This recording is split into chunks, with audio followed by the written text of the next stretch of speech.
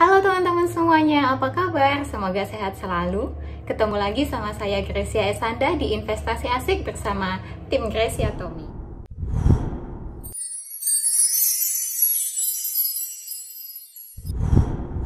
Nah, hari ini saya akan melanjutkan membahas mengenai instrumen investasi. Tiba saatnya kita membahas mengenai properti. Apa sih itu properti? Properti merupakan investasi berkaitan dengan pembelian, penjualan, dan kepemilikan tanah atau bangunan. Bisa dilakukan perseorangan maupun dilakukan secara korporasi. Kenapa sih properti termasuk salah satu instrumen investasi yang bisa kita gunakan? Karena yang pertama, harganya stabil. Dia terus naik mengikuti inflasi, dan juga properti merupakan investasi yang minim resiko. Kemudian, bagaimana caranya kita memilih instrumen investasi properti yang baik? Nah, yang pertama adalah ketika mau membeli properti harus dicermati dulu lingkungannya. Apakah aman? Lalu tetangga-tetangga sekitar seperti apa? Kemudian apakah ada resiko bencana alam? Dan bagaimana prospek jauh ke depannya? Apakah bisa menghasilkan profit yang lebih banyak atau stuck di situ?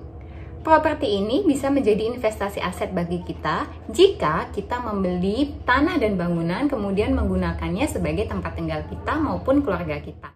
Nah, properti ini juga bisa menjadi bisnis bagi kita. Bagaimana caranya?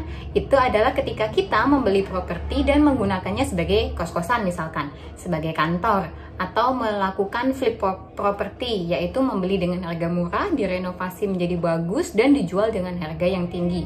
Atau bisa juga dijadikan sebagai online investasi. Nah, ini menjadi bisnis. Kenapa? Karena mendatangkan profit yang jauh lebih banyak dibandingkan ketika tanah atau bangunan tersebut digunakan hanya sebagai tempat tinggal.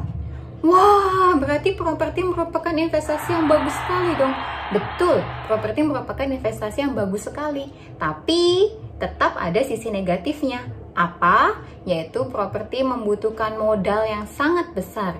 Ketika kita tidak punya cukup modal, biasanya kita melakukan mencicil ya, pinjam dari seseorang atau institusi, kemudian kita cicil sedikit demi sedikit.